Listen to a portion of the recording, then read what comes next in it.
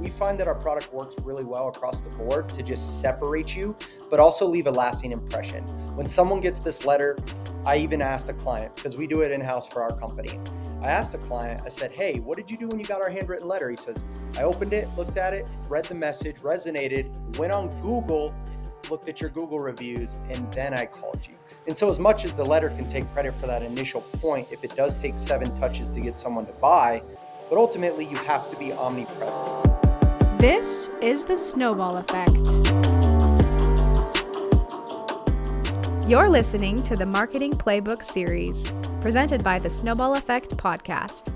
It's growth done right. Hey, this is Todd. Welcome to the Snowball Effect. This is our Marketing Playbook series where we bring in experts that are going to share some of their insights from founding a business to growing a business. And I've got a real expert here in the moving industry, Matt Young. Welcome to the Snowball Effect. Awesome. What's up, Todd? Thank you so much for having me. It's a pleasure to be here. I'm really excited to have you, and let's just jump right in. Tell me something interesting about yourself that helps me know what makes Matt tick. Technology, obsessed with it. I'm one of those guys who was an early adopter on the Apple Vision Pro. You know, I had to be the first guy. Wait, you've got the Apple Vision Pro? Got the Apple Vision Pro, Todd. Let me tell you, that was the first time I felt like Apple duped me a little. I love Apple, obsessed. You know what I mean? I would say, call me a sheep, but yeah, I don't know. I'm with you. I'm drinking the Kool-Aid right there with you. Yep. So But have you tried the Apple Vision Pro, Todd? no, but I really want to. But you're saying this was one of your first Apple products where you just feel like it doesn't quite hit the mark? I think so. The crazy thing is you can get a MacBook Air for $1,000. It's going to do so much for you, your business. And then you spend $4,000 and I'm thinking of the best computer of all time I've ever bought. And that doesn't even come close. And so I think the price will have to come down before more adoption comes available. It is maybe the future in a way, but I think it's a slight bit of the future. I think for now it's just not quite there, but I still love Apple at its core. I'll still watch shows in my massage chair, not going to deny. I like to pamper myself slightly, Todd. And I lean back, throw the headset on, watch a show, a little Game of Thrones or something. You know what I mean? That's awesome. And someone walks in and they're like, I'm looking at a man from the future. What are you right? doing? Yeah, it's funny. My massage chair literally looks like a spacecraft. It like That's LED awesome. lights on the side. It's like, what are you doing here, man? It's so funny when I first saw it's Vision Pro, right? Yeah, That's how you say it? yeah. With the cool, like you can see through it and see their eyes a little bit, or a projection of their eyes. I don't quite know what magic is going on there. But I guess I would envision putting that on, and now I'm Tom Cruise in Minority Report, like being super productive. But I think your case is probably more likely. Just me kicking back in a chair watching my favorite show. So Yeah. you better watch movies on that. You paid $4,000 for it. Oh, yeah. Big time, man.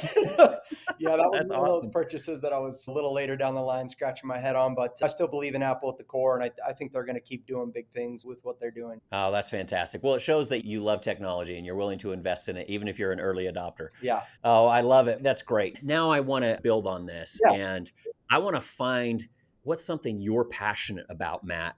And I don't want you just to tell me about it. I want you to pitch me on why me, Todd, why I should be as passionate as you are about this.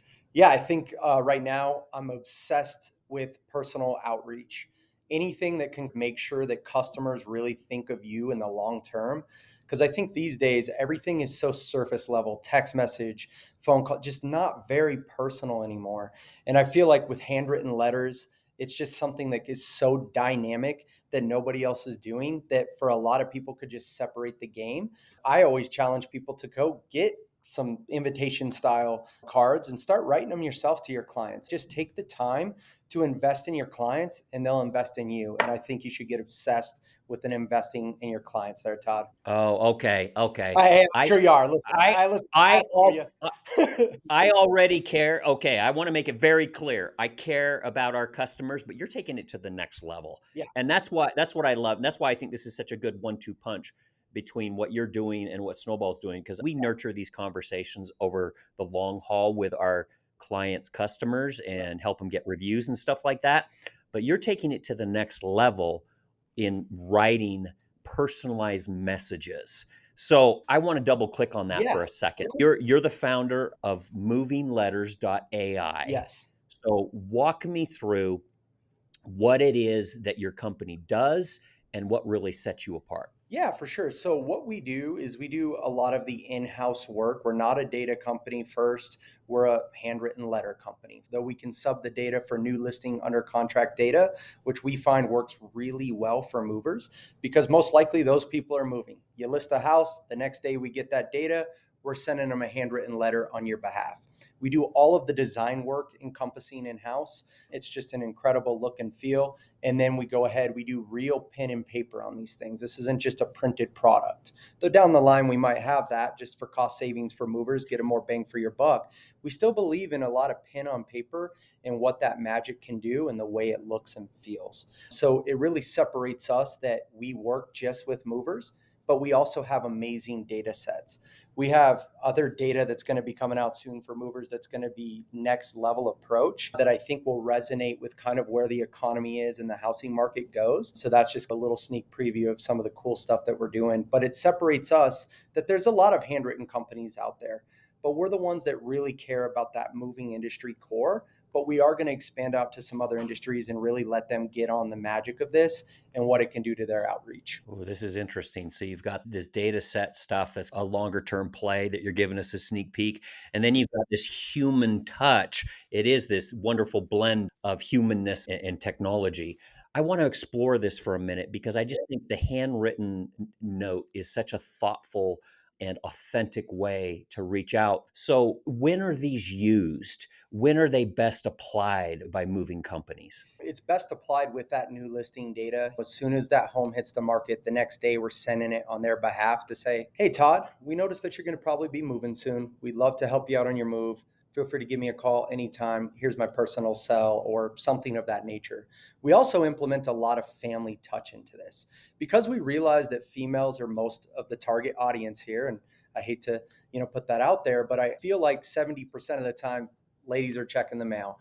My wife does it religiously. I don't ever go to the mailbox unless I'm waiting for a package. I don't know about you, Todd. Are you similar to that?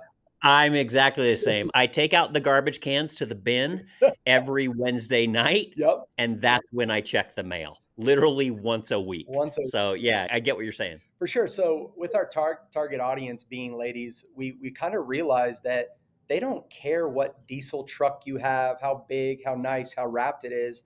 They want to know that their family's going to be taken care of if they need to move.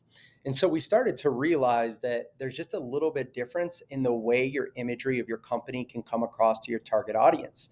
Most moving CEOs are male. So we find that obviously implementing a different approach, because we always think, hey, cool, I'm going to shove my big truck on there. People will know exactly what I do and who I am, which is mostly true. And there's nothing wrong with that.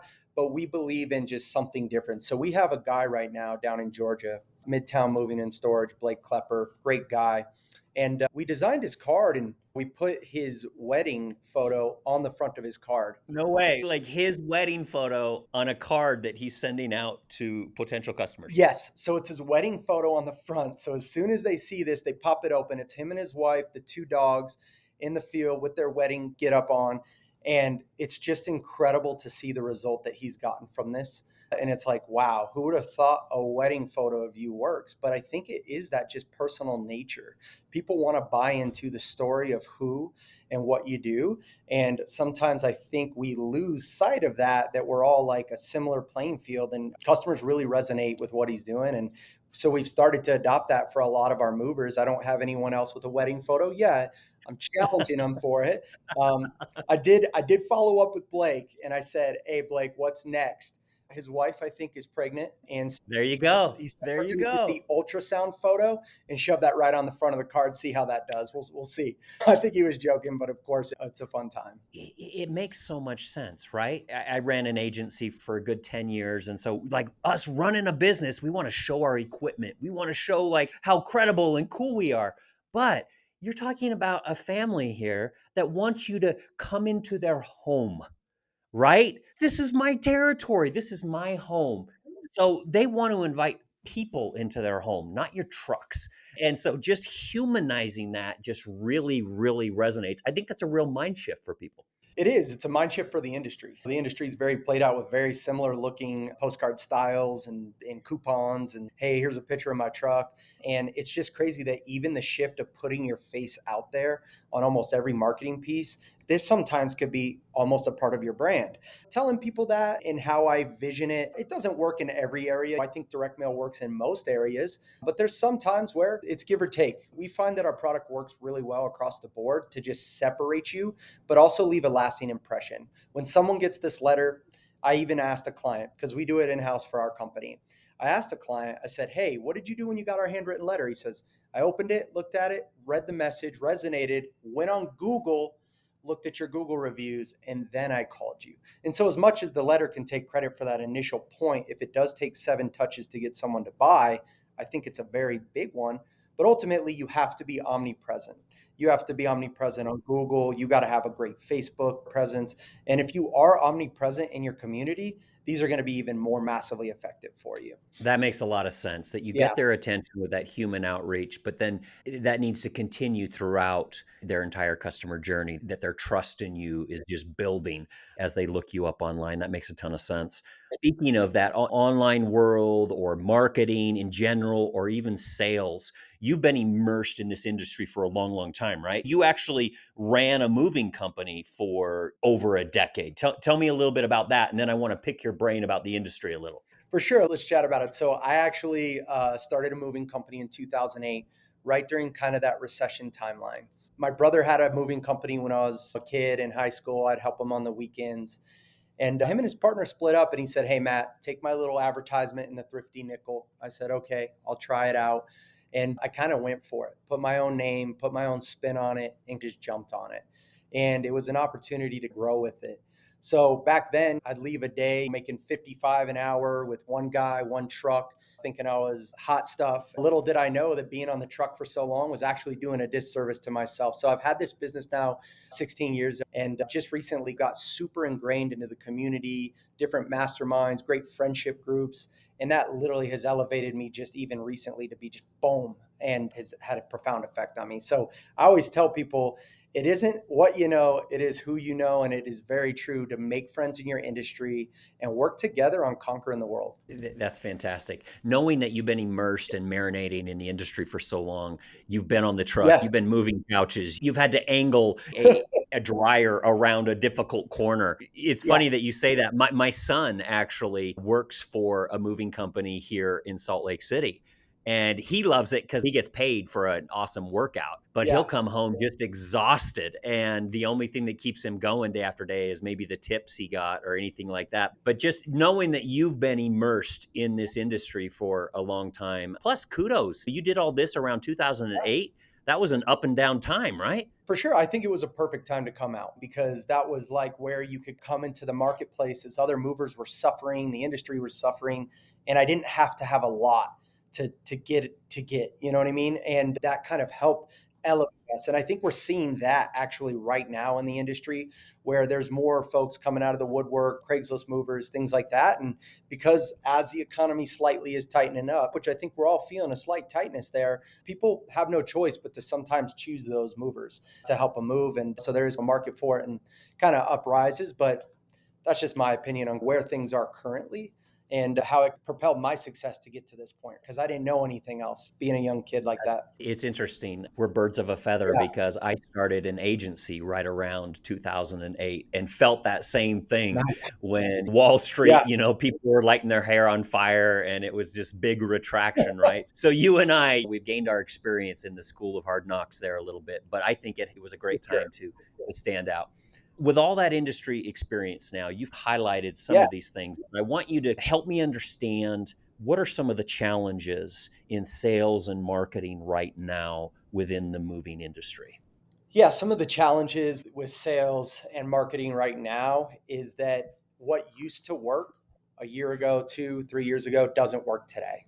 It is about separating yourself, doing things differently.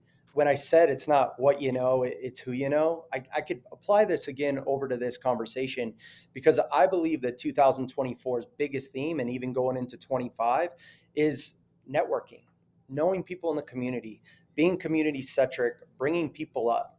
I think right now, and just social media, I think that's the big difference is that once again, people want to buy your story now. And now more than ever, there's so many distractions with people being stuck to their phone. It's hard to get their attention. But if you're doing something that's just slightly different than some of your competitors, you're surely to stand out. Like right now, I think of a great perspective here within our moving company where we challenged our crew to get photo reviews. The biggest mover here in our local area doesn't even have photo reviews with their customers. And so when we can tell customers, hey, look at this, we have pictures with the happy movers and happy customers, it just separates us so much. So doing things that separate you completely. I think that's exactly what you do with this human touch because the human face, human handwriting, there's something about that that I think stands out in a distracted world that people really resonate with. And that's what I love about you is you've got this ethos to really humanize the experience, but then you've got this technology background. Even looking at your URL, it's MovingLetters.ai. So I want to ask you a little bit about that. We all feel these tectonic shifts under our feet. AI is disrupting things here and there. What about in the moving industry? And you're on the front lines there. How's AI impacting you there? I think the moving industry as a whole, out of service industries, is probably the most behind in terms of technology adoption. Across the board, there's a lot of people out there that are still probably writing their appointments in a little calendar book or using Google Calendar and some of those things. It has slightly gotten better with some of the CRMs that are out there that can do GPS tracking on the trucks and some of the automated messaging and such, but we're still just lack behind some of the things that I think we could be doing. So AI in the space right now, I would say besides automating some of your messaging and some of your outreach, it's very hard to say, but I started pioneering it right when the beta of ChatGPT came out. And I remember being in a mastermind with a profound figure within our industry, Louis Massaro. He says to the group, hey, Matt, what are you using AI for? And I told him, I said, Louis, everything. And he still tells this story about how that was that shift that got him to buy into this. And next thing you know, we were doing seminars on just essentially how to use AI to not only increase landing page exposure or increase some of your copy on some of your stuff. I mean, we did a lot of SEO with ChatGPT for local areas here, and it's worked fantastic. So I think this tool, though I believe there's a place where it could be abused, and I do sometimes think, hey, maybe we're leaning on it a little too hard, it has helped save a lot of time and get some time back on where we're at. You can almost start a business like this these days, having these tools at your disposal. That makes a lot of sense. I remember early on in the search engine wars, and it was less of a search engine war than it was just like a mutual surrender once Google came on board. And around our office gets passed around this Google, right? And it was a funny looking homepage and a funny name. And I remember that feeling, Matt, when I typed in my first query and it was kind of a lengthy query and hit search and seeing what came up and just like that going, ooh, this is different. I have access now to so much more information. I had a similar feeling the first time I used one of those early versions of ChatGPT. I remember we were in a meeting with my marketing team and it again was getting passed around. We went in, there was three of us, and we started searching and just started brainstorming different things. And I had that same feeling of just, oh, this is different. Your first exposure, does any of that resonate? Oh, 100%, man. I felt the same way. I literally sent something to this, write me a little story, and it writes this story. And I literally just froze. I sat in my chair, it's late at night, lights are off, and I'm on my phone, and I sit down and I go, this is going to change the world. This is going to change everything. Having this tool is wild. The fact that this even exists the way it does, I was floored. It was one of those things at first that I kind of wanted to keep a secret. So I didn't want everyone getting a hold of it. You know what I mean? But the cat's out of the Well, bag now, Todd, as you, that's right. but It is. it's And wild. just like you, the ways to leverage it, I love what you said earlier when you said it's really about efficiency, right? So it's like you get the efficiency from AI tools, and it just opens up time to make your marketing and your outreach more human than ever. And so rather than, great, let's have AI do all this stuff so we can just kick back and do nothing, it just opens up all this opportunity, I think, to make everything more human. I really resonate with that. Now that we're talking AI and I've got you in future mode, look down the road for me a little bit, Matt, and just tell me, what do you see coming in your industry? I'm sure people think that there could be robots moving furniture soon. I think we'll be the one of the last industries to adopt robots. I think it's very hard to be like, I don't know if you've seen that Friends episode, Pivot. I don't know if Yeah. robots can quite pivot the way that they did on Friends. So Oh, I that don't that know if brings back that's going so many memories. Pivot, pivot, pivot. to. Yeah, so I don't think that that's going to happen tomorrow or anything, but I do see a future here within the next 3 to 5 years where maybe there's an adoption of a phone rep. Once the voice synthesis comes down the line, I would believe that there will be a entry level person who can cover some of your stuff. Right now, as you know, calling any of these major corporations, you get a small form of it and a little sneak preview. It's not there yet. But I think there is going to be a day here where it's very good and it can probably do 90% of everything. But that's where I see some slight bit of this going. I think it's going to even go further than that with so many social media automation outreaches, cultivating leads, programming a robot to LinkedIn farming to hit up realtors or local professionals to encourage partnering. So, yeah, I do see a big aspect of it. I think it's going to be more bots and mixed with AI that will be coming out within the next 4 to 5 years, probably that's really going to change the game. Knowing that someone that's so immersed in the moving industry is looking down the line and looking for ways that AI can help them grow their business just is really heartening, because I think there is a lot of opportunity there. What do you think are some of the challenges coming down the line for moving companies? What do you think are some of the headwinds that people might be running into? It's been a pretty tough couple years for us. I'd say the industry across the board's down about 30% from those highs of 21, 22. I know we are out here, and I'm not even going to deny that fact. But I do believe that I think things are going to turn around. It always does. Right now, it's just kind of a rough patch for us. I know it's a rough patch for realtors. It's a rough patch for kind of that housing industry altogether. But I do think there's going to be a time to recover. And I think right now, our big focus should be on the people who move every year. And the people who move every year are probably renters and such. So I think we have to shift some of the way we do what we do. But I do think that that's one of the big challenges is just kind of what's going on in the world with the housing industry. And I think that's our biggest hurdle that we need to hurdle over. So. Well, and I think it's even more critical for companies than ever to stand out now so they can make it through those headwinds, find unique ways to stand out, to really service their customers even better. Let me pivot over to a personal question. So, you have a ton of experience in the moving industry and with technology. If you were to talk to a young Matt and you're in an elevator. People talk about the elevator pitch, but I want you to think you're in an elevator with young Matt. Back 10, 15 years, what would you tell young Matt? I tell young Matt, get off the trucks as soon as you can. And what I mean by that is I spent 7 years on the truck servicing clients, me and a couple other guys, and it was a great way to build a core. Our biggest thing at IHAUL MOVE is repeats and referrals. So we've cultivated that very well by doing that, and people know Matt the mover in the community. But I think I had too much tunnel vision. I think when you're young like that, you're very naive and you're like, hey, this is that tunnel and you don't see that bigger picture, the bigger picture on who you hang out with, the activities that you do on your personal time. A year ago, I had stopped drinking. I lost 55 pounds, lost some weight. It was a great. Nice. Congrats. Thanks, man. Yeah, I really wanted to challenge myself to do it. And now it's literally tomorrow will be my 1 year off of the sauce. And it's not because I think I had a problem with it, it's because I knew it was holding me back.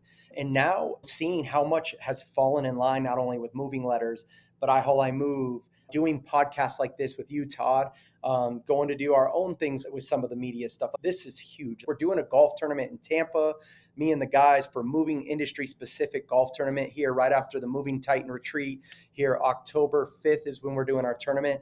And I would have never done that. I would have never dreamed about conceptualizing something like this with the guys. So seeing this transfer is amazing. So I think the biggest thing you can tell your young self is do not have tunnel vision.